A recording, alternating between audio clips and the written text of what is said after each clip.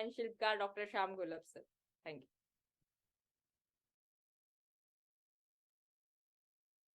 Thank you madam. दोस्तों नमस्कार, मैं डॉक्टर श्याम गुलाब फिर से एक बार आपका इस ट्रेनिंग सेशन में स्वागत करता हूं। मैं आशा करता हूं कि आप सभी लोग स्वस्थ हैं और आप अपने साथ अपने परिवार का यानी घर का परिवार और एमसेल परिवार दोनों का ख्याल रख रहे हैं। मैं ये भी उम्मीद करता हूं कि आप सभी लोग 1 घंटा बहुत अच्छी एक्सरसाइज कर रहे हो, अपने हार्ट अपने लंग को मजबूत कर रहे हो और अपनी इम्यूनिटी को बढ़ा रहे हो। तो चलिए शुरुआत करते हैं आज के इस सेशन के साथ। दोस्तों, हमें अपने देश को दुनिया की सबसे बड़ी अर्थव्यवस्था बनानी है। इतना ही नहीं, हमें अपने देश को फिर से उस मकाम तक लेके जाना है जिस मकाम पे जिस पोजीशन पे हम हजारों सालों तक थे। हजारों सालों तक हमने दुनिया के हर सेक्टर में, हर क्षेत्र में दुनिया का नेतृत्व किया है। और ये स्थान पर भारत को कौन लेके जा सकता है? तो वो है हमारे लोग। ये सब उनके ही हाथों में है। और एमसेल में हमारी जिम्मेदारी यह है कि हम अपने लोगों को उसके लिए सक्षम बनाए। आज हमारे लोगों के सामने बहुत सिंपल चीजों को लेके इश्यूज है, प्रॉब्लम्स है, समस्या है। उस समस्या का हम निराकरण करें। उनको, उनके परिवार के लिए जो मूलभूत सुविधाएं जो चाहिए उसका हम इंतजाम करें। एक सस्टेनेबल इनकम, एक सस्टेनेबल अच्छी लाइफ उनको प्रदान करें। इतना ही नहीं, ये आर्थिक विकास कई सारे सामाजिक प्रॉब्लम्स के लिए भी, समस्या के लिए भी जरूरी है। अभी हम समझते हैं कि एजुकेशन को लेके हमारे यहाँ कुछ गंभीर समस्या है, लेकिन ये जो लोग हैं जिनके यहाँ अभी उनकी आर्थिक परिस्थिति अच्छी नहीं है, वो सिर्फ ये देखते हैं कि कब उनके बच्चे बड़े हो जाए और कब उनके वो बच्चे 2 पैसे जुटाने में उनकी मदद करें। अगर हम समझते हैं कि लोक संख्या नियंत्रण बहुत जरूरी है, उसके लिए सबसे इंपॉर्टेंट उपाय क्या है? तो पूरी दुनिया में जो स्लोगन है, पूरी दुनिया का जो एक प्रिंसिपल है कि economic development is the best contraception to prevent this population growth. तो यानी कोई भी प्रॉब्लम अगर आप लेंगे, कोई भी सामाजिक समस्या भी लेंगे, तो भी उसके जड़ पे होती है ये आर्थिक चीज। तो इसलिए हमारा प्रथम कर्तव्य कि हम अपने समाज का पहला ये इनकम बढ़ाए। अभी कभी भी समाज के इनकम की बात होती है तो उसे एक शब्द का उपयोग किया जाता है, वो है जीडीपी, यानी ग्रॉस डोमेस्टिक प्रोडक्ट। अभी जैसे किसी भी कंपनी का, कोई भी कंपनी किसी प्रोडक्ट को लेके तैयार होती है, किसी सर्विस को लेके तैयार होती है, और वो प्रोडक्ट, वो सर्विस उस साल में वो कितना तैयार करती है, कितना बेचती है, उसके ऊपर डिपेंड होता है उसका रेवेन्यू। वैसे ही उस समाज में, उस देश में या अपने तहसील में उस एक साल में कितने सारे वस्तु और सेवा का निर्माण होता है, उसका एकत्रित मूल्य, उसको कहते हैं हम जीडीपी। तो किसी भी समाज का जो इनकम है वो दर्शाने के लिए इस शब्द का उपयोग होता है। तो हमारा प्रथम कर्तव्य है कि हमें अपने तहसील की जीडीपी, हमारे तहसील के समाज का जो इनकम है वो बढ़ाना है।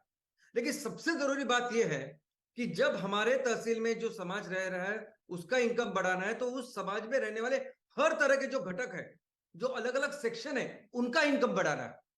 अगर हमें तहसील की सर्वसमावेशक ऐसी प्रगति करनी है तो हमें तहसील के हर घटक जिसमें शामिल हो ऐसी तरह से काम करके इनका इनकम बढ़ाना है। जब भी इनकम बढ़ाने की बात होती है, जब भी जीडीपी बढ़ाने की बात होती है, तो एक बात हमें समझनी चाहिए कि क्यों ऐसे देश है कि जिनका जीडीपी ज्यादा है, जिनका इनकम ज्यादा है, और उस देश में लोग टैक्सेस भी ज्यादा देते हैं, गवर्नमेंट के पास ज्यादा पैसे तैयार होते हैं, और उस ज्यादा पैसे के साथ गवर्नमेंट सुविधाएं तैयार करती है। और उसी जगह पे कोई ऐसे देश होते हैं कि जो चाहते हुए भी उनका इनकम नहीं बढ़ रहा है। तो कौन सा ये जीडीपी जो है, या देश का इनकम या समाज का इनकम किसकी वजह से बढ़ता है, ये समझना बहुत जरूरी है।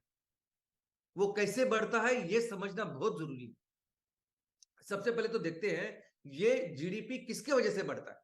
तो आप देख सकते हैं कि यहाँ गवर्नमेंट स्पेंडिंग है जो 17% बढ़ाती है, बिजनेस इन्वेस्टमेंट है 17% बढ़ाती है, इंपोर्ट एक्सपोर्ट का जो कारोबार है किसी भी देश का, किसी भी समाज का, वो बढ़ाती है 3-4%। लेकिन सबसे ज्यादा परिणाम जिस वजह से होता है, जिसके वजह से सबसे ज्यादा समाज का इनकम, तहसील का इनकम, देश का इनकम बढ़ सकता है, वो है पर्सनल कंजम्पशन। वो किसी भी व्यक्ति, किसी भी परिवार में जो भी चीजें जिसका इस्तेमाल होता है वो, और उसमें भी अगर देखोगे आप, तो कौन सी वो चीजें हैं कि जिससे सबसे ज्यादा कंट्रीब्यूशन या सबसे ज्यादा जीडीपी बढ़ सकता है? तो वो चीजें नहीं है दोस्तों जो 5 साल में एक बार हम खरीदते हैं, जो 3 साल में एक बार खरीदते हैं। यानी हमने मोटर गाड़ी खरीदी की, हमने टीवी, फ्रिज इसका इस्तेमाल किया, तो ये जो चीजें हैं जो 3 4 5 साल में हम खरीदते, उससे जीडीपी का निर्माण नहीं होता ज्यादा। जीडीपी का निर्माण होता है बहुत छोटी छोटी चीजों से, जो हर दिन का साबुन इस्तेमाल करते हैं, शैम्पू इस्तेमाल करते हैं, तेल है, हम कपड़े जो पहनते हैं, हम किचन में जो चीजें इस्तेमाल करते हैं, खाने के लिए चीजें इस्तेमाल करते हैं, ये जो चीजें है ना, छोटी छोटी चीजें, इनसे सबसे ज्यादा जीडीपी का निर्माण होता है। अभी ये जीडीपी अगर हमें समाज का इनकम बढ़ाना है, अगर हमें तहसील के हर घटक का, हर परिवार का इनकम बढ़ाना है, तो कैसे बढ़ा सकते हैं? इसके समझने के लिए इस अर्थशास्त्र का ये जो नियम है, इसको समझना बहुत जरूरी है। और इस अर्थशास्त्र का ये जो नियम है, इसे कहते हैं केनीशियन प्रिंसिपल। ये कहते हैं कि किसी भी समाज का इनकम कैसे बढ़ाया जाता है, तो ये डिपेंड करता है कि उस समाज में कितनी स्पेंडिंग होती है, कितना खर्चा करते हैं लोग।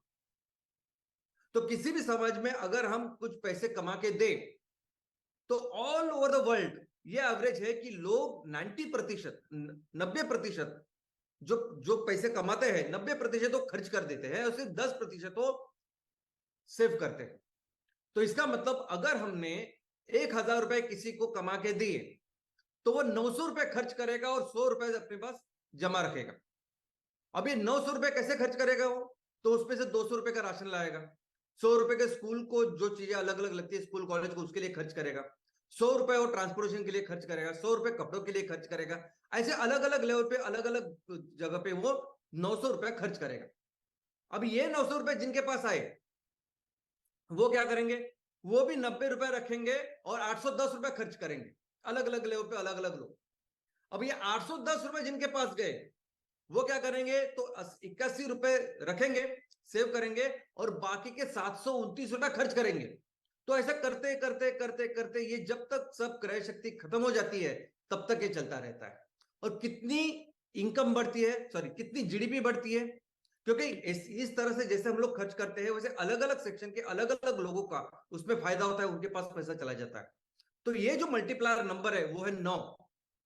यानी अगर हमने किसी को 1,000 रुपए कमा के दिए, अर्निंग करके दिए, तो उस 1,000 रुपए के साथ 9 गुना यानी 9,000 रुपए की जीडीपी का निर्माण होता है। यह है वो बहुत इंपॉर्टेंट प्रिंसिपल जो हमें याद रखना है। और यही वो प्रिंसिपल है कि जिसके वजह से कोई भी देश एक तो प्रगत होता है, डेवलप्ड होता है, इसकी इकोनॉमी बढ़ती है, अमीर होता है, नहीं तो वो इतना अमीर नहीं होता, वो गरीब रह जाता है। अभी एक सिंपल मैं आपको एग्जांपल देता हूं कि अगर हम लोगों ने 100 रुपए खर्च कर दिए किसी चाइनीज प्रोडक्ट के ऊपर, जो दुकान में आजकल हर मंडी में आपको चाइनीज की अलग अलग चीजें मिलेगी, तो जब ये 100 रुपए हम खर्च करते हैं उस चाइनीज के प्रोडक्ट के ऊपर, तो उसमें से ऐसा समझे कि 20 से 30% उसमें से उस 100 रुपए के जो पैसे हैं वो किसके पास जाएंगे? और डिस्ट्रीब्यूटर के पास। यानी जो पैसे जो वो चाइनीज आइटम लाता है, यहाँ डिस्ट्रीब्यूट करता है, बेचता है, तो उनको सपोज कि 20 से 30 रुपए मिलते हैं। तो उस 20 से 30 रुपए से कितनी जीडीपी यहां तैयार होगी? 9 गुना। तो कितनी जीडीपी तैयार होगी? 180 रुपए से 270 रुपए। चाइना को कितने मिलते हैं? चीन देश को कितने मिल रहे हैं? 70 से 80 रुपए। तो चाइना की इकोनॉमी कितनी बढ़ेगी? चाइना की जीडीपी कितनी बढ़ेगी? वो भी 9 गुना, यानी 630 रुपए से 720 रुपए हो गए। अभी एम्प्लॉयमेंट जनरेशन यहां हो रही है क्या? तो बहुत कम हो रही है, क्योंकि सिर्फ वो लोग शामिल है ना जो वही उनको उनको प्रोडक्ट्स ला रहे हैं, डिस्ट्रीब्यूट कर रहे हैं, उनकी मार्केटिंग सेल कर रहे हैं, वो यानी वही 10% आज जिनका इनकम अच्छा है, उनको ही एम्प्लॉयमेंट जनरेशन मिलता है। इंपोर्ट हमारा बढ़ रहा है क्या? हाँ बढ़ेगा, वो बार बार वैसे करेंगे, बढ़ाएंगे, वैसा होता है। डिपेंडेंसी इंक्रीज होती है, तो हाँ होती है। और हमारे जीडीपी के ऊपर, हमारे देश के इनकम के ऊपर कौन सा इफेक्ट होता है? तो निगेटिव इफेक्ट होता है। लेकिन ऐसा ही समझे कि यही 100 रुपए हमने चाइनीज आइटम के नहीं, बल्कि हमारे तहसील में, हमारे गांव में जो कोई चीज अगर तैयार होती है, हमारे देश में अगर कोई चीज तैयार होती है, अगर उसके ऊपर हमने 100 रुपया खर्च किए, तो क्या होगा? तो ये 100 रुपए हमारे देश में ही रहेंगे। तो इस 100 रुपए से फिर कितने रुपए की इकोनॉमी बनेगी? 9 गुना, 900 रुपए की इकोनॉमी बनेगी। एम्प्लॉयमेंट कितनी लगेगी?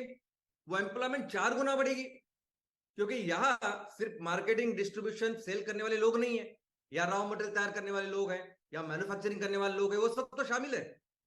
तो 3 से 4 गुना यहाँ फिर इकोनॉमी बढ़ेगी, फिर यहाँ किसानों को फायदा होगा क्योंकि वो रॉ मटेरियल बनाएंगे, फिर महिला बचत गट युवाओं को फायदा होगा क्योंकि वो उस मैन्युफैक्चरिंग में काम करेंगे, और छोटे छोटे जो बिजनेस है उनका इनकम बढ़ेगा।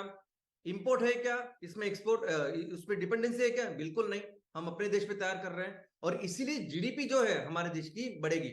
और सबसे इंपॉर्टेंट चीज ये है, जैसा अभी मैडम ने बताया और हम देख रहे हैं कि ये सब कुछ आज की चीजें जो आज की तारीख में तैयार हो रही है, ये सब पेट्रोकेमिकल्स है, और ये बहुत बुरी तरह से इस पर्यावरण को खत्म कर रहा है, और हम जो तैयार करेंगे ये सब सस्टेनेबल होगा। दोस्तों अभी यही समझे ना कि अभी पिछले हफ्ते राखी का त्योहार गया, राखी के त्योहार में पिछले साल 6,000 करोड़ की और ट्रेडिंग हुई राखी की। अभी 6,000 करोड़ की जो राखी थी उसमें से 4,000 करोड़ की राखी चाइना ने हमें भेजी थी। तो सोचिए 4,000 करोड़ जब हम चाइना को देंगे तो 4,000 करोड़ के वो वहां 36,000 करोड़ बनाएगा, यानी हमने उसकी 36,000 करोड़ इकोनॉमी बनाने में मदद की, बाद में वही फिर वहां अरुणाचल प्रदेश में फिर तकलीफ दे रहा है। और इतना ही नहीं, अभी आने वाली दिवाली में अनुमान है कि हर दिवाली में ऑलमोस्ट 3 लाख करोड़ का बिजनेस होता है, और उस 3 लाख करोड़ का जिस चीज का वस्तु का बिजनेस होता है उसमें से 1 लाख करोड़ की जो चीजें हैं वो चीन से आती है, और ये अधिकृत आंकड़े। दोस्तों सोचिए, लेकिन ये सिर्फ त्योहार की बात नहीं, त्योहार तो साल में एक बार आते हैं या 10, 12, 15 त्योहार हो गए, लेकिन ये हमेशा हो रहा है। आज भी जो चीजें हम इस्तेमाल कर रहे हैं डे टू डे में, कई सारी चीजें जो चीन से आ रही है। ये क्यों ऐसा हो रहा है? क्योंकि हमारे यहाँ जो बिजनेस कर रहे हैं ना, बड़े हो छोटे हो, कोई भी इंटरेस्टेड नहीं है मैन्युफैक्चरिंग में। मैन्युफैक्चरिंग करना, तैयार करना, कोई भी इंटरेस्टेड वो करना ही नहीं चाहता, उस झंझट में पड़ना ही नहीं चाहता। हम जब सब लोग मिलकर मैन्युफैक्चरिंग कर रहे हैं तो हमें पता है ना कितनी सारी उसमें चीजें होती है, इश्यूज होते हैं, चैलेंजेस होते हैं जो करने पड़ते हैं, बहुत मेहनत करनी पड़ती है। जमीन आइडेंटिफाई करो, उसके लोकेशन से लेकर परमिशन देखो, पावर इलेक्ट्रिसिटी देखो, इतना सब कुछ करना पड़ता है।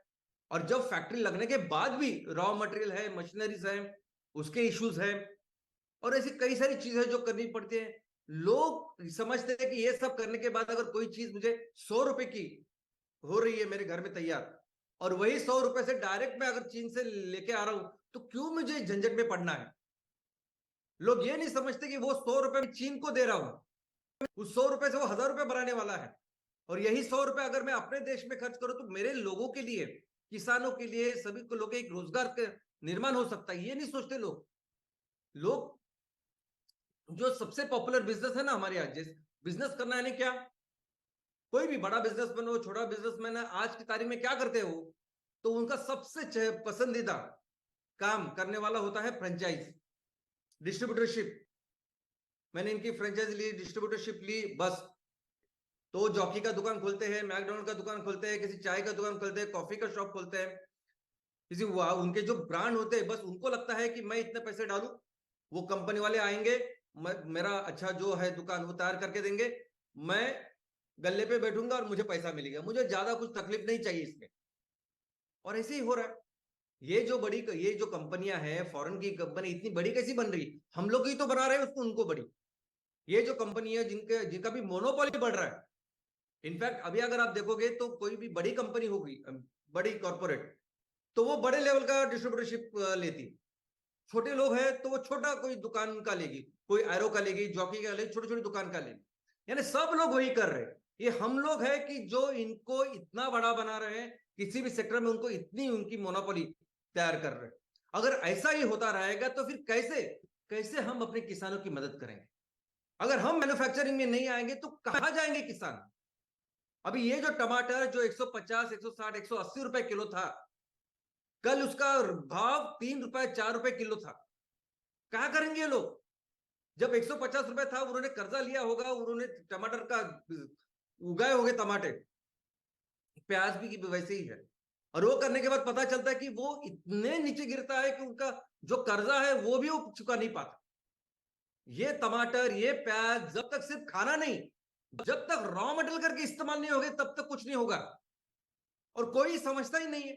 वो किसी फ्रेंचाइज मॉडल लिए 50 लाख रुपए खर्च करेंगे, लेकिन यहां इनके लिए अगर कुछ 10, 20, 25 लाख का अगर कुछ काम करना है तो नहीं करेंगे। लेकिन ठीक है, हम लोग हैं, हम करेंगे। अभी आने वाले दिनों में यही तो हमारा काम है जो हमें करना है। तो इसलिए सबसे इंपॉर्टेंट चीज, यानी अगर हमें तहसील की सर्व समावेशक ऐसी प्रगति करनी है, हर सेक्शन को, हर घटक को लेकर प्रगति करनी है, तो उसका एक ही तरीका है, वो है मैन्युफैक्चरिंग। और हम भी जो तहसील में जो इकोनॉमिक जो डेवलपमेंट करेंगे, आर्थिक जो प्रगति करेंगे, उसका मेन बेस जो होगा वो है मैन्युफैक्चरिंग। और इन सब चीजों में, इन सब प्रोसेस में सबसे जरूरी है ये हमारा पहला फेज। दोस्तों, ये जो हमारा पहला फेज है, ये जो हमारा पहला लक्ष्य, ये सबसे जरूरी है, क्योंकि ये फाउंडेशन बनने वाला है। ये जो पहला लक्ष्य है, पहला फेज है, कि जिसमें हमें हर तहसील के स्टार्टअप की कंपनी को हमें 10,000 करोड़ के वैल्यूएशन की कंपनी बनानी है। तो ये 10,000 करोड़ की कंपनी, ये सिर्फ आपके कंपनी का वैल्यूएशन नहीं है, ये उसके आपके तहसील के इनकम की वैल्यूएशन है, तहसील के समाज के, सोसाइटी की जीडीपी दर्शाने वाली वैल्यूएशन है। और इस पूरे प्रोसेस में सभी जो घटक है वो शामिल होकर कई सारे प्रॉब्लम जो है आज उनके सॉल्व कर सकते हैं। 100% एम्प्लॉयमेंट चाहिए, हमारे किसानों को या महिला बचत गट उनका सक्षमीकरण करना है, हर व्यक्ति, हर घर को एक अच्छा इनकम, सस्टेनेबल इनकम होना चाहिए। ये सब चीजें, ये सब जरूरतें इसमें पूरी हो जाएगी, और फिर ये लोग वो काबिल बनेंगे, सक्षम बनेंगे, और फिर ये कंट्रीब्यूट करेंगे अपने देश को फिर से महान बनाने के लिए। और दोस्तों, हमें ये जो जिम्मेदारी है उसको भी अच्छी तरह से समझना चाहिए। ये जिम्मेदारी बहुत इंपॉर्टेंट है। ये जिम्मेदारी उतनी ही इंपॉर्टेंट है जितने के ये हमारे सैनिक, ये हमारे जवान, ये हमारे जवान जो हमारे देश की रक्षा करते हैं, दिन रात हर परिस्थिति में करते हैं, उनकी तरह ही हमारा एक कर्तव्य है, ये मूलभूत कर्तव्य है कि अगर वो हमारे देश की परवाह वहां कर रहे हैं, रक्षण हमारा कर रहे हैं, तो उनके परिवार की जिम्मेदारी हमने लेनी चाहिए। उनके बच्चों को अच्छा एजुकेशन मिलना चाहिए, उनके माँ बाप को अच्छी मेडिकल फैसिलिटी मिलनी चाहिए, उसके लिए ये काम करना जरूरी है। इसके लिए ये जो काम हम कर रहे हैं ना, ये बिजनेस है ही नहीं, ये हमारा परम कर्तव्य है हमारे देश के लिए और इन लोगों के लिए। और इसलिए करना क्या है, तो करना वो बहुत डिफिकल्ट है जो हमारे सैनिक, हमारे जवान हमारे लिए कर रहे हैं। हम तो सिंपल हमारे बच्चों सा काम कर रहे हैं। आपने देखा है कभी कोटा में, दिल्ली में ये बच्चे कैसे आईआईटी, कैसे जेई का एग्जाम की तैयारी करते हैं, कैसे यूपीएससी के सपने लेके वो दिल्ली में जाते क्लासेस के लिए। मैंने देखे हैं कि बच्चे वो क्लासेस की फीस के लिए, वहां रहने के लिए अपने जमीन का टुकड़ा भी बेचते हैं, वहां जाते और बस मेहनत करते हैं और कोई दूसरा ऑप्शन नहीं छोड़ते वो, और करते हैं ऑफकोर्स। और आईआईटी एडमिशन के लिए, जेई एडमिशन के लिए, इंजीनियरिंग, मेडिकल के लिए 2 साल 3 साल पढ़ना, उसके बाद 5 साल वो पढ़ाई करना मेडिकल या इंजीनियरिंग के, उसके बाद पोस्ट ग्रेजुएशन करना 2-3 साल का, और उसके बाद फिर आप काबिल बनते हो, फिर आपकी अच्छी लाइफ शुरू हो जाती है। आपको बस यही करना है। ये लोग, ये बच्चे जो जैसे पढ़ाई करते हैं 14-15 घंटे, उतना नहीं, 8 से 10 घंटे पढ़ाई करनी है हमें। और पढ़ाई करने का मतलब क्या है, तो बिजनेस करना, तो पैसे कमाना। लेकिन सबसे अच्छी बात है कि जब ये हम काम करेंगे, तो इससे सिर्फ हमारा करियर या हमारी जिंदगी नहीं अच्छी होगी, हमारी वजह से कितने सारे लोगों की जिंदगी बेहतर होने वाली है। लेकिन ये काम करना बहुत जरूरी है। आगे के 3 से 5 साल ऐसे समझे कि हमें 8 से 10 घंटा काम करना है इसके लिए, और हमें भी वो टाइम बाउंड शेड्यूल तैयार करना है, जैसे बच्चे करते हैं ना, कि मुझे अगर ये एग्जाम है, ये 1 साल के बाद है, ये 6 महीने के बाद है, 3 महीने के बाद, 1 महीने के बाद, तो मैं कैसे काम करूंगा, कौन से विषय के लिए काम करूंगा। ये सेम इतने बेसिक प्रिंसिपल्स है जिसके ऊपर हमें भी काम करना है। सेम वो टारगेट नंबर्स है कि मुझे अगर मेरे राज्य में ये जो कॉलेज है, इसमें इंजीनियरिंग करनी है, इसमें मेडिकल करना है, तो उसमें इतने नंबर लगेंगे। आईआईटी अगर करना है तो उसके इतने नंबर लगेंगे। सेम है ना। अगर हमें भी 10,000 करोड़ का वैल्यूएशन करना है, तो हमें भी ये नंबर्स है, ये टारगेट्स है जो करने हैं। उनको तो 100 में से 94, 95 उनके करने पड़ते हैं। हमें तो इतना बड़ा 5,000 करोड़ की इकोनॉमी तैयार हो रही है आज, और उसमें से हमको करना है, कितना करना है, तो 3 साल का वो भी शेड्यूल है ना, हमारे सामने है कि वो 5,000 की जो इकोनॉमी तैयार हो रही है, जीडीपी तैयार हो रहा है, उसमें से 600-800 करोड़ का हमें इकोनॉमी तैयार करनी है आगे के 3 से 5 साल। और इसके लिए सबसे इंपॉर्टेंट जरूरी है फाउंडेशन। तो पहला साल तो सबसे इंपॉर्टेंट फाउंडेशन तैयार करना है, और उसमें सिर्फ महज 25 से 50 करोड़ की इकोनॉमी तैयार करनी है, रेवेन्यू तैयार करना है। फाउंडेशन एकदम अच्छा हो गया तो दूसरे साल उसके 200 से 250 करोड़ बनेंगे और 300 साल हम उसको लेके जा सकते हैं 600 से 800 करोड़ तक। और फिर वो रेवेन्यू, एबिटा, एम्प्लॉयमेंट और फिर वो वैल्यूएशन होगा जो चाहते हो। लेकिन सबसे इंपॉर्टेंट जरूरी ये है कि ये सब काम करने के लिए, ये सब नंबर्स पाने के लिए पूरा जो फोकस जो हमें करना है वो है हमारा तहसील। ये सबसे महत्वपूर्ण प्रिंसिपल है, नियम है जिसको फॉलो करना है। आपने कुछ माल तैयार किया और जाके वहां दिल्ली, मुंबई, बेंगलोर, कोलकाता में जाके बेचा तो वो नहीं है, उससे नहीं होगी सर्वसमावेशक प्रगति। हमारे तहसील की, हमारे तहसील में लोगों की क्या जरूरतें हैं, हमारे तहसीलों में जो लोग रहते हैं वो क्या तैयार कर सकते हैं, कौन सी वो जरूरतें वो पूरा कर सकते हैं मेरे तहसील में, वो देखना है। कोशिश करनी है कि सब नंबर सिर्फ और सिर्फ हमारे तहसील में आए, क्योंकि जब हम ये करेंगे तब आप इतनी अच्छी तरीके से अपने इस तहसील की सेवा करेंगे, इतनी अच्छी तरीके से ये फाउंडेशन मजबूत करेंगे कि फिर आपका तहसील सबसे सुजलाम सुफलाम होगा। तो ये सबसे महत्वपूर्ण प्रिंसिपल हमें याद रखना है। और कैसे करेगा ये काम, किस तरह से हमारी जो एमसीएल सस्टेनेबिलिटी स्टार्टअप काम करेगी, उनके प्रमोटर कैसे काम करेंगे, तो देखते हैं।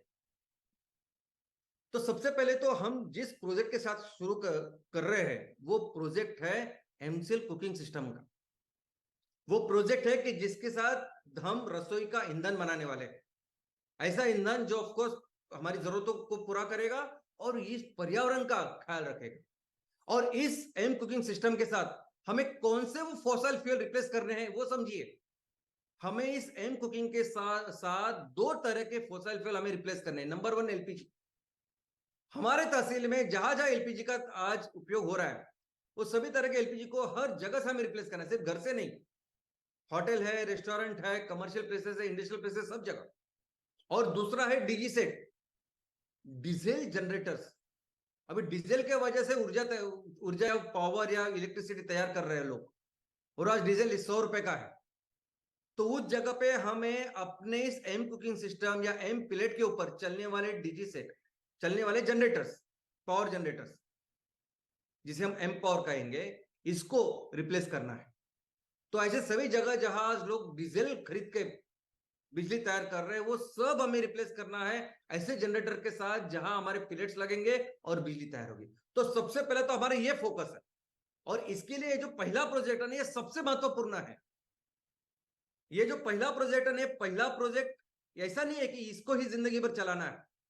ये पहला प्रोजेक्ट यानी आपके लिए समझने के लिए, पढ़ाई करने के लिए, एक्सपर्ट होने के लिए सबसे महत्वपूर्ण प्रोजेक्ट है। ये पहला प्रोजेक्ट के हर चीज को आपने समझना चाहिए, हर चीज के ऊपर आपने काम करना चाहिए। जरूरी नहीं कि आपको इंजीनियर होना चाहिए, डॉक्टर या किसी चीज का स्पेशलिस्ट होना चाहिए। आप चौथी 10वीं भी हो गए ना तो भी चलेगा। ये सभी जो बड़े बड़े बिजनेसमैन बन गए ना वो किसी उनके बैकग्राउंड की वजह से नहीं बने, वो इसकी वजह से बने ना कि उन्होंने अपने बिजनेस के ऊपर इतना काम किया। इतना ही काम आपको इस पहले प्रोजेक्ट के ऊपर करना है, सीखना है, समझना है, और इस पहले प्रोजेक्ट के साथ अपने प्रोडक्ट को एस्टेब्लिश करना है।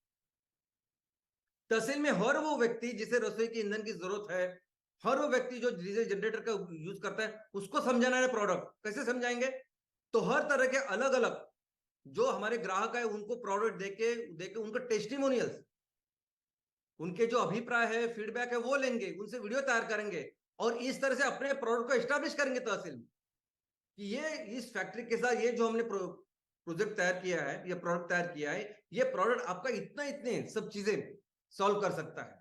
और बाद में इस प्रोडक्ट के साथ, इस सब टेस्टिमोनियल्स के साथ, डेमोज के साथ आपको अपने कस्टमर्स की लिस्ट तैयार करनी है, वेटिंग लिस्ट।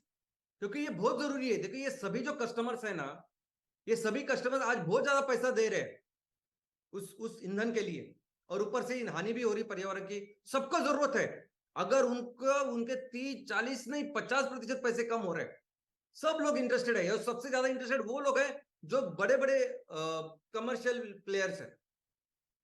ये जो होटल वाले, होटल इंडस्ट्री है, रिसोर्ट है, बाकी कमर्शियल प्लेसेस है, ये तो ज्यादा अभी एनवायरनमेंट फ्रेंडली या एनवायरनमेंट कॉन्शियस हो गए हैं, क्योंकि इसके ऊपर डिपेंड होती है उनकी रैंकिंग कि कितना ख्याल वो पर्यावरण का रख रहे हैं। उसके ऊपर होती है रैंकिंग, वो 3 स्टार 5 स्टार 7 स्टार होटल ना, उसकी रैंकिंग इसके ऊपर डिपेंडेंट है। बहुत जरूरी है ये तो पहले हमारे कस्टमर होंगे।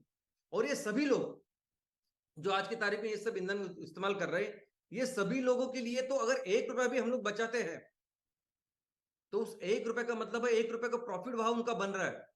और फ्यूल ईंधन एक ऐसी चीज है कि जो बहुत ज्यादा पैसा उनका लगता है।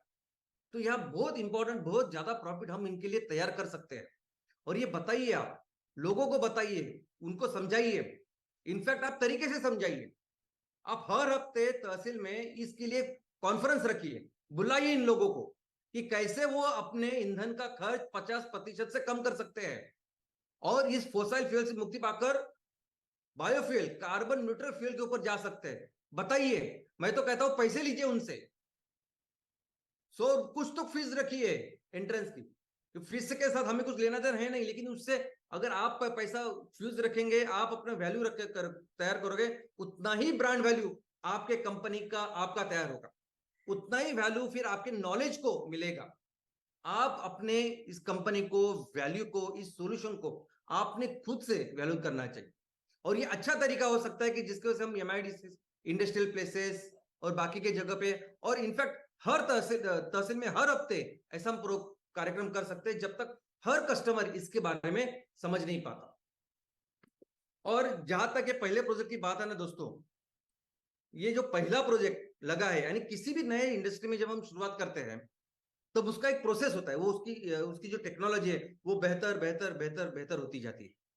अभी आज पहले सेट में हमने जो भी प्रोजेक्ट लगाया है अलग अलग जगह पे, लोकेशन पे, वो प्रोजेक्ट कैसे लगाया है, तो ये प्रोजेक्ट जल्द से जल्द लगे इससे हम लोगों ने मार्केट में जो अवेलेबल ऑप्शंस है, मार्केट में जो अवेलेबल हमें इसमें सॉल्यूशन दे सकते हैं, ऐसे इनसे इक्विपमेंट, इसमें प्लांट एंड मशीन लेके आपको दिए हैं। जब हमने इनको सब पैसे वगैरह दिया तब पता चला कि ये लोग, उनके पास तो कुछ बनाते ही नहीं है, ये खुद चीन से लेके आते, चाइना से लेके आते, अपना ठप्पा मारते और दे रहे हैं।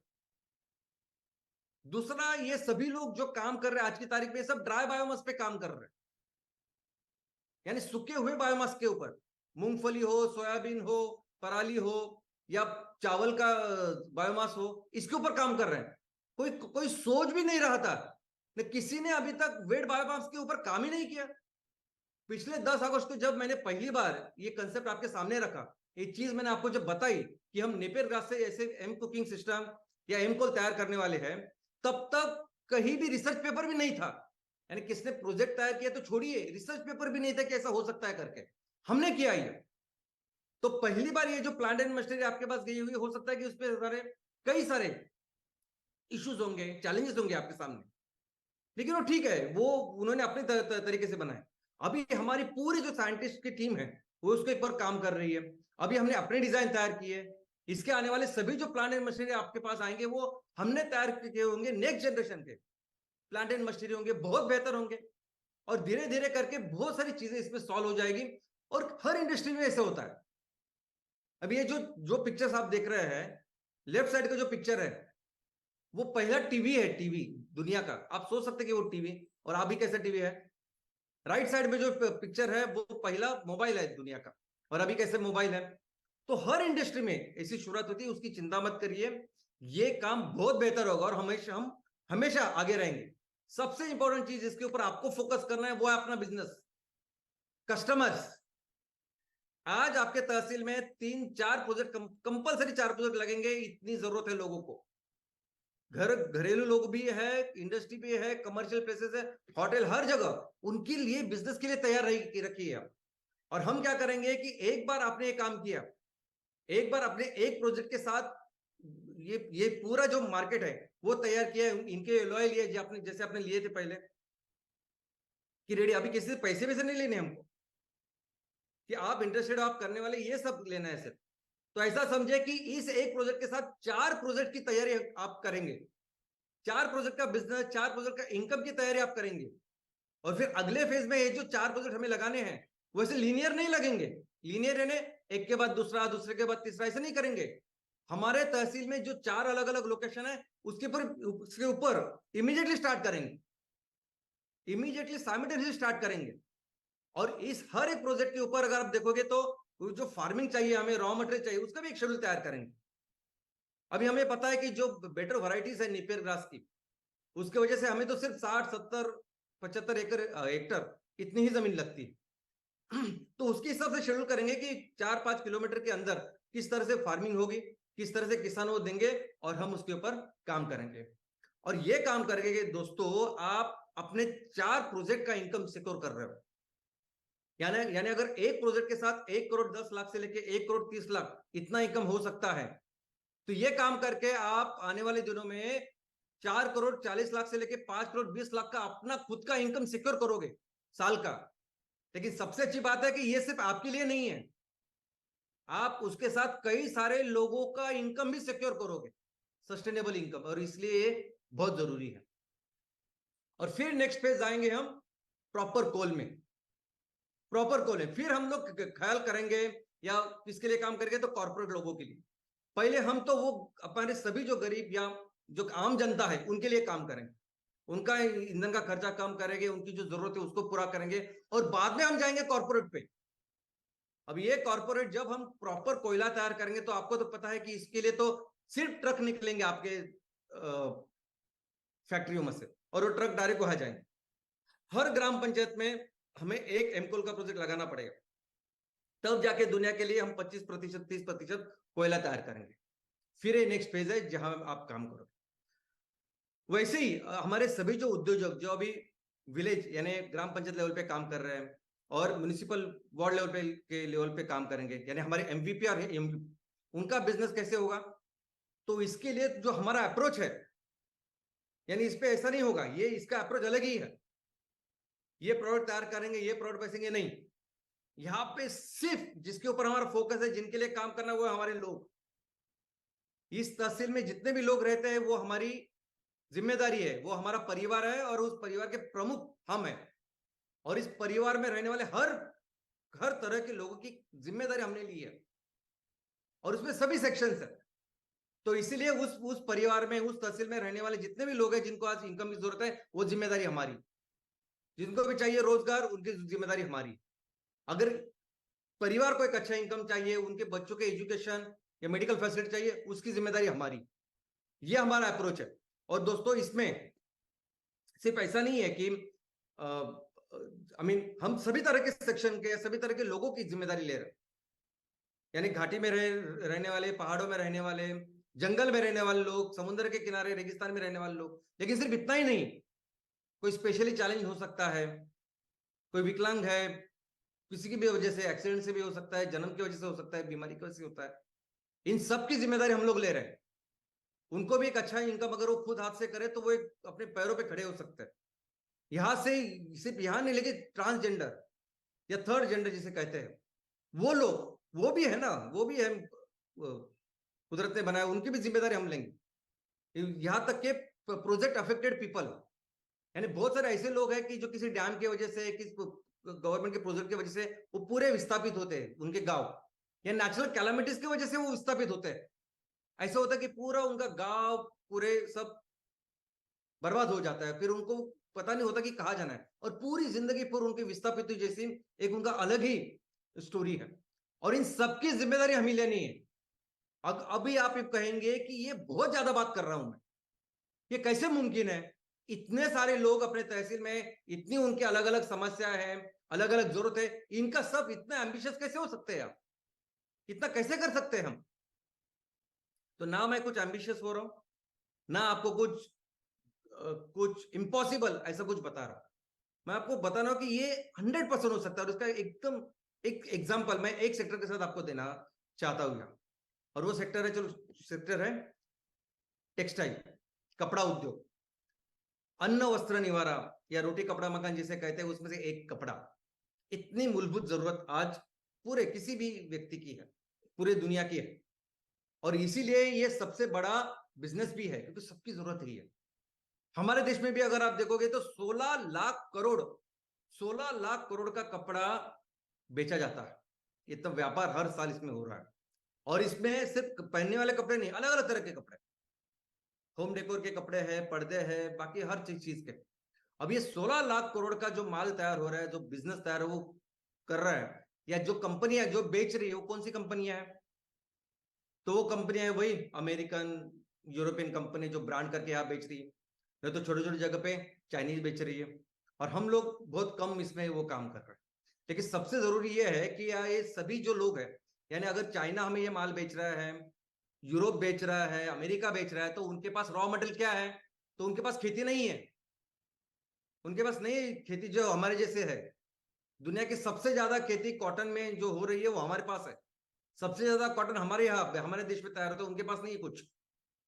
तो वो कहा कि कैसे बनाते हैं कपड़े? ये सब कपड़े बना रहे हैं वो पेट्रोकेमिकल से, ये क्रूड ऑयल से। और आज पूरी दुनिया में 80% तक जो भी कपड़े हैं वो उससे क्रूड ऑयल से बन रहे हैं और उसका इस्तेमाल हो रहा है। और हम लोग भी वही कर रहे हैं। अब हमारे यहाँ जरा कॉटन ज्यादा है, इसलिए कॉटन का हमारा कॉन्ट्रीब्यूशन ज्यादा है। 20 से 25% जो कपड़े हैं वो कॉटन से, बाकी मैक्सिमम जो है वो पेट्रोकेमिकल के, और वो वही चाइना और बाकी के लोग बेच रहे हैं। और सबसे प्रॉब्लमेटिक चीज ये है, चिंता की बात यह है कि ये जो कपड़े हैं ये सबसे ज्यादा पोल्यूशन करने वाली इंडस्ट्री है। यानी फॉसिल फ्यूल के बाद क्रूड ऑयल, कोयला, ये इसके बाद अगर कोई दूसरी इंडस्ट्री है दूसरे स्थान पे जो सबसे ज्यादा प्रदूषण कर रही है, सबसे ज्यादा पर्यावरण को नुकसान कर रही है, तो वो है टेक्सटाइल, वो है कपड़ा। और आपको अगर भरोसा नहीं तो किसी भी गांव के शहर में जाके जो पहाड़ बने हैं ना कचरे के, वहां जाके देखिए उस कचरे में सबसे ज्यादा क्या है, तो आपको एक कपड़ा नजर आएगा। आपको ये बेडशीट, ये कवर, बियर, ये सब कपड़े आपको नजर आएंगे। और ये पेट्रोकेमिकल का प्रोसेसिंग में भी बहुत सारा पोल्यूशन होता है। और आज की तारीख में जो बेच रहे हैं वो भी अगर आप देखोगे ना, आप किसी भी मॉल में जाके चले जाइए और देखिए कौन से वो कपड़े के ब्रांड है जो बेचे जाते हैं, और आपको दिखाई देगा कि वो अमेरिका, यूरोप के ही मैक्सिमम कंपनीज है जो आज की तारीख में यहाँ मॉल में कपड़ा बेच रही है ब्रांड के अंदर, ईस्ट इंडिया कंपनी बन के। वो छोड़िए, हमारे किसी भी मंडी में आप चले जाइए, किसी भी मार्केट में चले जाइए आप, छोटी छोटी गांव में, शहरों में जाके, तो आपको ये जो कपड़े दिखाई देते ना, ये सब चाइना के आया हुआ कपड़ा ही है जिसे कपड़ा बन रहा है दोस्तों। और इतने सिंपल प्रोडक्ट की जरूरत है आज मार्केट में, जो हम अपने घर में तैयार कर सकते हैं। इनफैक्ट ये जो प्रोडक्ट्स आपने देखे ना चाइना के, 95% प्रोडक्ट हम अपने छोटे छोटे जगह पे तैयार कर सकते हैं। हमारे महिला बचत गट तैयार कर सकते हैं। सिर्फ 5% ऐसे प्रोडक्ट हो सकते हैं कि जिसके लिए बड़ी बड़ी फैक्ट्रियां लगेगी। अभी ये देखिए, मेरा खुद का अनुभव है ये। मैं जब हिमाचल प्रदेश गया था, जब मैं डलहौजी गया था, डलहौजी का मार्केट है, वहां मैंने सबसे गरीब जो दिखने वाला जो वेंडर था, वहां बेचने वाला था, उससे हमने सॉक्स लिया। 30 रुपए का सॉक्स था वो, लेकिन उसके ऊपर भी मेड इन चाइना था। ये काम आज की तारीख में हो रहा है, और हम ये सब कुछ बना सकते हैं।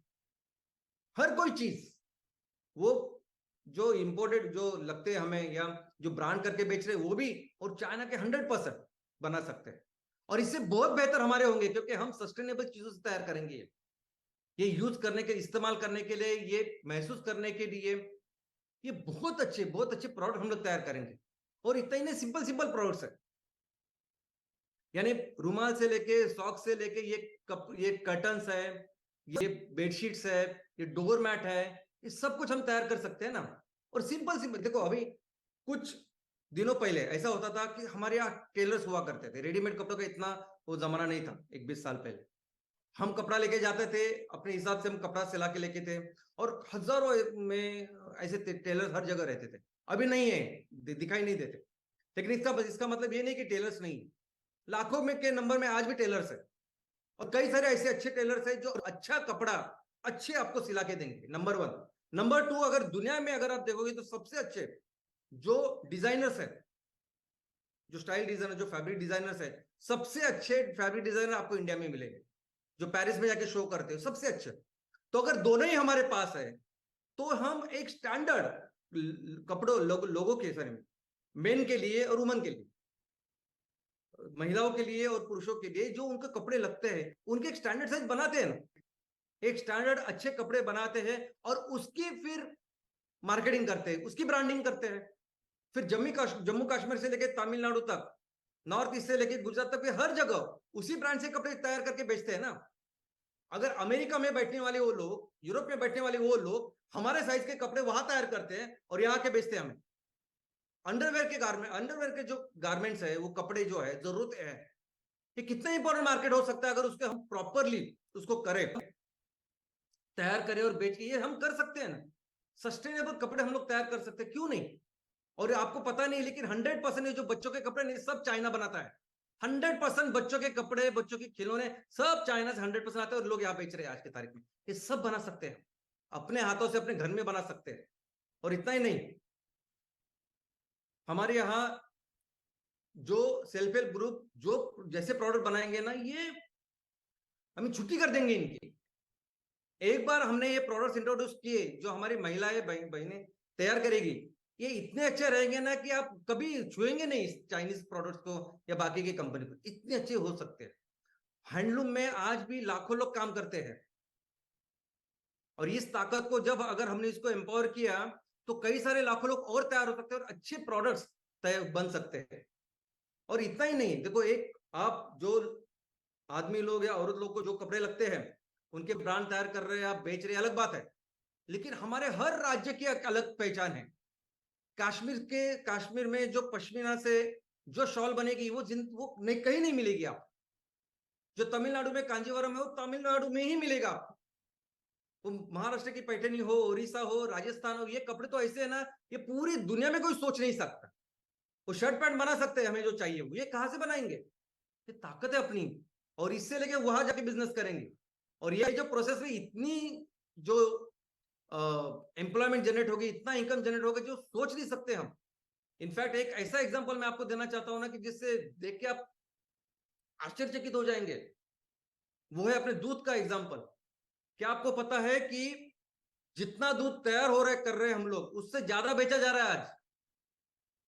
जितना गाय भैंस तैयार कर रहे हैं, उससे ज्यादा बेच रहा है। क्यों? क्योंकि बहुत सारा मिलावट दूध है, नकली दूध है, जो आज की तारीख में बेचा जा रहा है। और अगर आप देखोगे नकली दूध कैसे तैयार होता है, तो आप सिर्फ गूगल करिए, यूट्यूब में जाए तो आपको पता चलेगा कितने सारे कैंसरस केमिकल्स है जिसकी वजह से ये दूध तैयार हो रहा है आज की तारीख में। यानी फर्श के लिए जो हम जिसका इस्तेमाल करते हैं, फिनाइल, फर्श साफ करने के लिए फिनाइल का इस्तेमाल करते हैं, टॉयलेट साफ करने के लिए करते हैं, मेडिकल में जो हॉस्पिटल्स वगैरह, तो उसके लिए वहां फिनाइल इस्तेमाल करते हैं। उस फिनाइल से आज दूध बन रहा है, और वो दूध हम बच्चों को, अपने माता पिता को दे रहे हैं। ऐसी आज की परिस्थिति है। और सिर्फ दूध ही की बात नहीं है, पनीर का भी वैसे ही है। जब भी त्योहारों में ऐसा कुछ पनीर वगैरह आता है ना, आप सोच नहीं सकते ये एकदम से उनका प्रोडक्शन कैसे बढ़ता है, कैसे सप्लाई बढ़ता है, और एक्चुअली वो क्या है, एक्चुअली पनीर में है या कुछ नकली पनीर है। ये रही एक बाजू। दूसरी बाजू है कि जो भी दूध भी आज की तारीख में हो रहा है, वो दूध भी कैसे तैयार हो रहा है? फैक्ट्री फार्मिंग, यानी जिन जानवरों से, गाय भैंसों के साथ हम दूध तैयार कर रहे हैं, उन जानवरों को हम जानवर समझते ही नहीं है। हम समझते नहीं कि उनमें उनमें जान है। वो सिर्फ बेजुबान है, लेकिन है ना, उनको बहुत तकलीफ होती है। उनको इतनी तकलीफ देके आज प्रोडक्शन हो रहा है, पूरी दुनिया में इसकी निंदा हो रही है।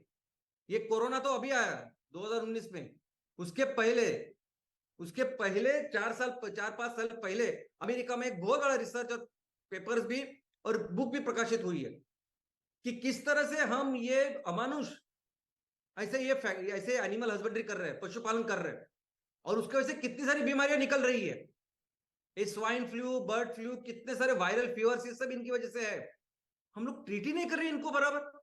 और इसका बहुत अच्छा सोल्यूशन हम कर सकते हैं, जब हम छोटे छोटे 10-20 ऐसे छोटे छोटे नंबर्स में छोटे छोटे डेयरी फार्म शुरू कर सकते हैं। हमारे महिला बचत गट कर सकते हैं, हमारे गांव में रहने वाले लोग कर सकते हैं। और ये भी जो है ना, ये हमें देखो, हमारी एक संस्कृति है।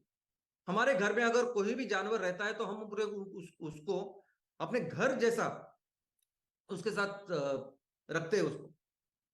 तो ऐसे ही जो प्रसन्न, जो खुश ऐसी गाय है, अगर वो आपको दूध देगी, तो दूध के साथ आशीर्वाद भी देगी ना। इतनी अच्छी चीजें की जा सकती है, कितना अच्छा एग्जाम्पल हो सकता है। और ये देखिए, ये महादेवी अरेर करके एक महिला है, जिनका तो कितना इंस्पायरिंग एग्जाम्पल हमारे सामने है।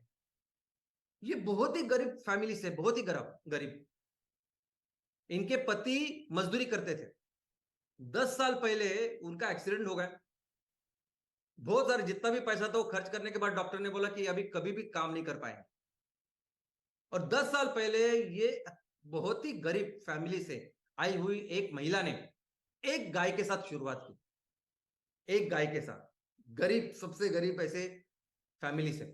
और आज 10 साल के बाद ये महिला कह रही कि मैं अपना ब्रांड करना चाहते, ब्रांड खोलना चाहते, क्योंकि इतना बड़ा व्यवसाय, इतना बड़ा बिजनेस आज वो कर रही है। तो अगर किसी भी सहारे के बिना अगर ये काम कर रही है, इतनी इंस्पायरिंग महिला काम कर रही है, तो हम क्या कर सकते हैं। आज एक 500 लीटर का भी पर डे का सेलिंग की अगर आपने बात की, दिन में 500 लीटर सिर्फ दूध, अच्छा दूध कस्टमर को देना, जो बहुत जरूरत है कस्टमर्स को, हमें अंदाजा ही नहीं है, हमें अंदाजा नहीं है, क्योंकि वो कस्टमर ये जो आज नकली दूध बनाते हैं ना, ये बहुत बार तो जो नामचीन कंपनियां होती है ना, उनके बैग में डाल के दूध देते हैं लोगों को, तो पता ही नहीं चलता ना क्या चल रहा है। हम जब 500 लीटर बेक सी सेलिंग करेगी और पूरा वैल्यू चेन अगर हमारा कंट्रोल में है, यानी हम जो तैयार कर रहे हैं, अगर हम अपने गांव में अपने तहसील में बेच रहे हैं तो हमारे कंट्रोल में है ही, लेकिन हमारे गांव में तैयार करके अगर हम दिल्ली में दे रहे हैं, कोलकाता में दे रहे हैं, तो वहां भी हर म्यूनिसिपल वार्ड पे अगर हमारे लोग हैं, जो लेके जाने वाले, गाड़ी चलाने वाले भी हमारे लोग हैं, तो सब कुछ कंट्रोल है। और ऐसी जगह पे जब हम देंगे, यानी ये 500 लीटर का भी जो मैंने आपको बोला, इस 500 लीटर के साथ भी आप कितने सारे लोगों को एम्प्लॉयमेंट दे सकते हो, कितना सा अच्छा रेवेन्यू उनके लिए और खुद के लिए जनरेट कर सकते हो, और ये बहुत अच्छा काम हम करोगे। और इससे कई सारे एग्जांपल्स है, कई सारी चीजें हैं जो हम कर सकते हैं। अभी इसके साथ ये जो भी बिजनेस हम करेंगे हमारे लोगों के लिए, ग्राम पंचायत में, म्यूनिसिपल वार्ड में, इसके साथ क्या करेंगे बेसिकली, इसके साथ हम लोगों के हाथों में पैसा देंगे, और जब लोगों के हाथ में पैसा देंगे तो फिर उनकी परचेसिंग पावर, स्पेंडिंग कैपेसिटी बढ़ेगी, वो ज्यादा खर्च कर पाएंगे। और जैसा हमने देखा कि 90% वो पैसा खर्च करते हैं, तो जब 10,000 हम लोग किसी को कमा के देंगे, वो 90,000 की जीडीपी का निर्माण करेगा। जब उसके जेब में 10,000 रुपए आएंगे, तब फिर जाके वो कुछ बच्चों के लिए खरीदेगा, कुछ घर के लिए खरीदेगा, कुछ रेस्टोरेंट में जाएगा, कुछ फैमिली के साथ कुछ मेले में जाएगा, और फिर इसकी वजह से अलग अलग जगह पे जो खर्च करेगा, तो बाकी छोटे छोटे जो हमारे दुकानदार हैं, वेंडर्स हैं, उनको तो पैसे मिलेंगे, फिर इनका भी इनकम अच्छा होगा, क्योंकि अभी लोगों के पास पैसा आया है तो वो खर्च कर रहे हैं, तो फिर स्त्री वाला हो या ये हो, छोटी छोटी चीजें हैं जो बेहतर हो, और इससे वो इकोनॉमी बढ़ेगी, इससे वो जीडीपी का निर्माण होगा। और इसलिए अगर एमवीपी और एबीपी की बात करें, ग्राम पंचायत और वार्ड लेवल की, तो आपकी पहली जो जिम्मेदारी है वो 100 लोगों की। हमें अपने ग्राम पंचायत में, अपने म्यूनिसिपल वार्ड में 100 ऐसे लोग जिनको जरूरत है कामकाज की, रोजगारी की, उसकी जिम्मेदारी लेंगे फर्स्ट। और 100 लोगों की जब जिम्मेदारी लेंगे तो क्या करेंगे, जब उन लोगों के साथ जितना भी हम प्रोडक्शन करेंगे, माल तैयार करेंगे, बेचेंगे, जो पूरा रेवेन्यू तैयार होगा, ऑलमोस्ट 6 करोड़ का माल तैयार करके बेचेंगे आप 100 लोगों के पीछे। उसमें आपका खुद का इनकम वो 5.5 लाख से लेकर 6.5 लाख का है महीने का, और जो साल का बन जाता है 66 लाख से लेके 80 लाख तक।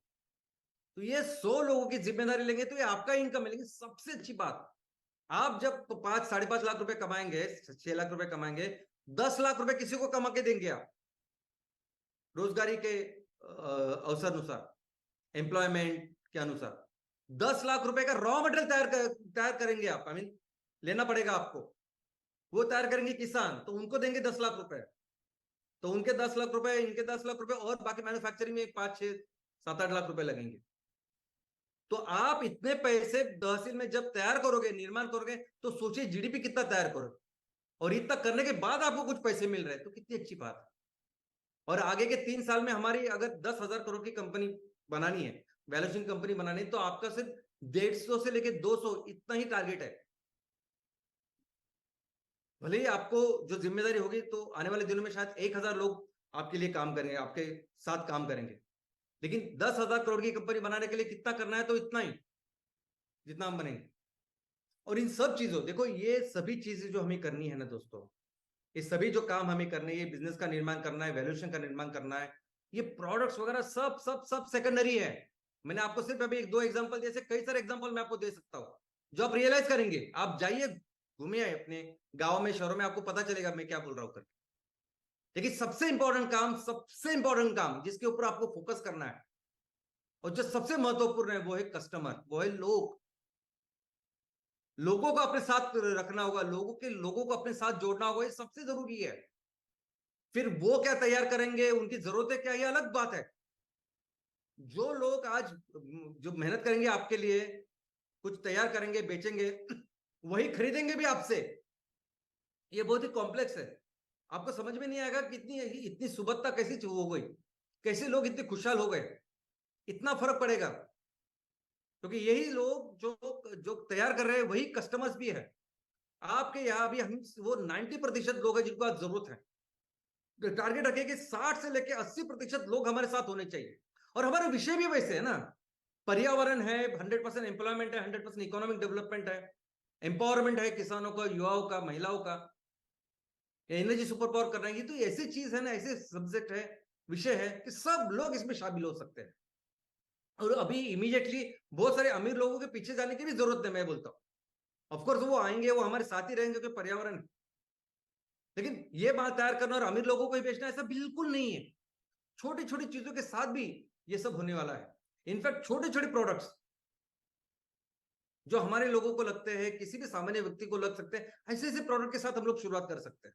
इनफैक्ट वही कर सकते हैं, उसी उसी प्रोडक्ट के साथ ही वो करने के बाद ही हम लोग इतना बड़ा काम कर सकते हैं। और हम बेसिकली ये 90% लोगों के लिए काम कर रहे हैं। ये जो 90% लोग हैं जिनकी इनकम कम है, जिनकी बहुत बेसिक चिंताएं हैं, इश्यूज है जिनके सामने, इनके लिए काम कर रहे हैं। आपको सिर्फ एक ही फोकस करना है दोस्तों, एक ही, कि इनको अपने साथ जोड़ना है। कुछ बेचने के लिए नहीं, इनको नौकरी देने के लिए, काम, कुछ पगार देने के लिए, कुछ पैसे कमा के देने के लिए, अपने गांव में, अपने शहर में कहीं जाने की जरूरत ना पड़नी चाहिए।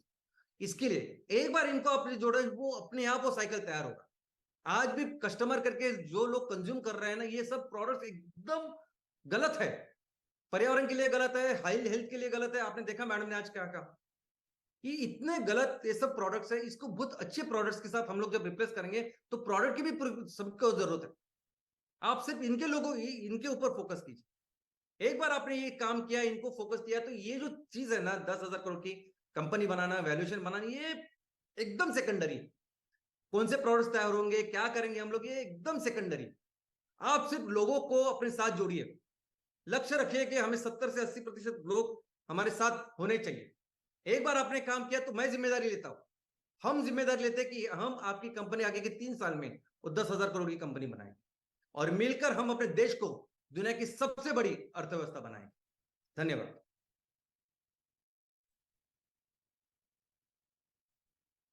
भारत को दुनिया की सबसे बड़ी अर्थव्यवस्था बनाने का बीड़ा एमसीएल ने उठाया है और उसकी दिशा में हमारे पद लास्ट 20-22 सालों से अग्रसर है। बट आपने आज जो सुना है उस तरह का एक पॉलिश रास्ता, एक पॉलिश रोड मैप इस इंडिया में कोई नहीं देता सिवा एमसीएल के और डॉक्टर श्याम सुभाष गौसर के। सो गुड मॉर्निंग एमसीएल परिवार। और एक शुक्रवार शाम से का ट्रेनिंग वेबिनार हमारे दिमाग पे एक जोरदार प्रहार और एक सोच पे जोरदार हुआ।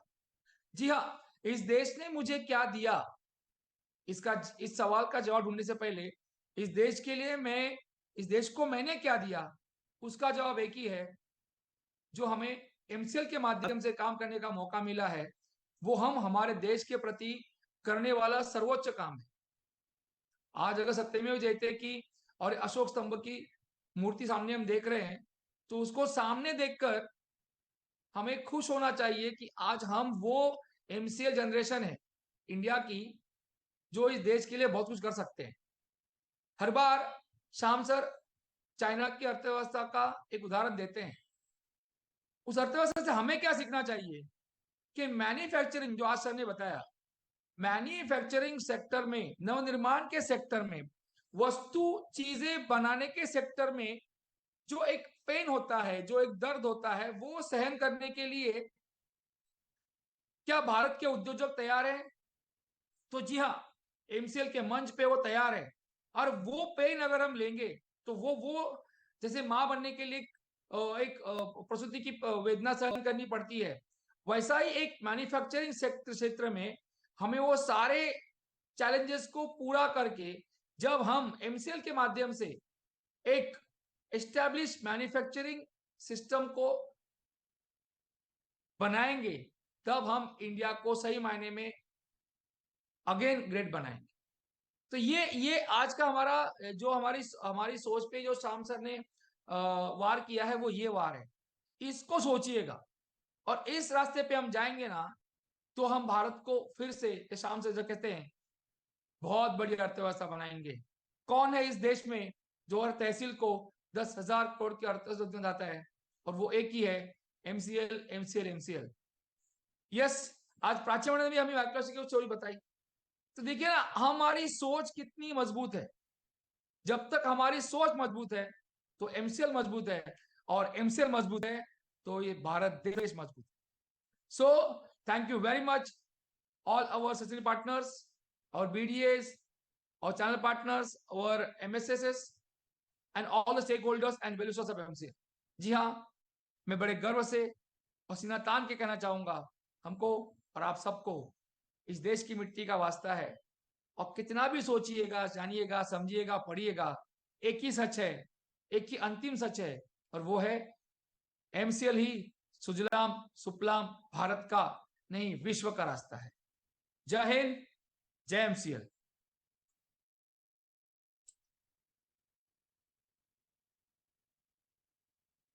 Thank you very much doctor लवेश sir. And दोस्तों, मैं फिर एक बार आप सभी को ये याद दिलाना चाहता हूं कि चैट बॉक्स में जो लिंक आप लोगों के साथ में शेयर की गई है, उस लिंक के ऊपर जाकर आपका फीडबैक हमारे साथ शेयर करना ना भूलिएगा। दोस्तों, इसी के साथ मैं यहाँ पर शुक्रिया अदा करना चाहूंगा प्राची मैडम का, जिन्होंने सस्टेनेबल प्रोडक्ट्स के साथ में सस्टेनेबल लाइफस्टाइल किस तरह से हमें अपनानी चाहिए इसके बारे में बताया। और चलिए दोस्तों, अब शुक्रिया अदा करते हैं उस इंसान का जिन्होंने हमें बार बार ये सपना दिखाया है कि हम हर तहसील की अर्थव्यवस्था 10,000 करोड़ की बनाना चाहते हैं, लेकिन कभी कभी ये 10,000 करोड़ सुनकर हमारा दिल बैठ जाता है। लेकिन ये सारी चीजें किस तरह से मुमकिन है और कैसे छोटे छोटे रास्ते अपनाकर हम ये बड़ा लक्ष्य हासिल कर सकते हैं। दोस्तों, इसकी शुरुआत हमें अपने घर से, अपने गांव से, अपने ग्राम से और अपने तालुका से करनी है।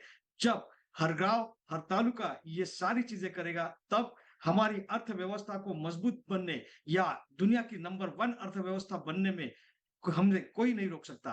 दोस्तों, ये सारी बातें जिस प्रकार से आज हमें समझाई है, उसके लिए मैं आप सभी की ओर से डॉक्टर श्याम घोलप सर का यहाँ पर शुक्रिया अदा करना चाहता हूँ। साथ ही साथ दोस्तों, मैं आप सभी लोग जो हमारे साथ में जुड़े हुए पिछले कई सालों से एमसीएल के साथ में जुड़कर ग्राउंड लेवल पर, धरातल पर जो काम कर रहे हैं, ऐसे सभी हमारे चैनल पार्टनर्स, हमारे सभी एमएसएस, एमबीपी, हमारे सारे जो स्टेक होल्डर्स है, इन सभी का मैं तहे दिल से शुक्रिया अदा करना चाहूंगा।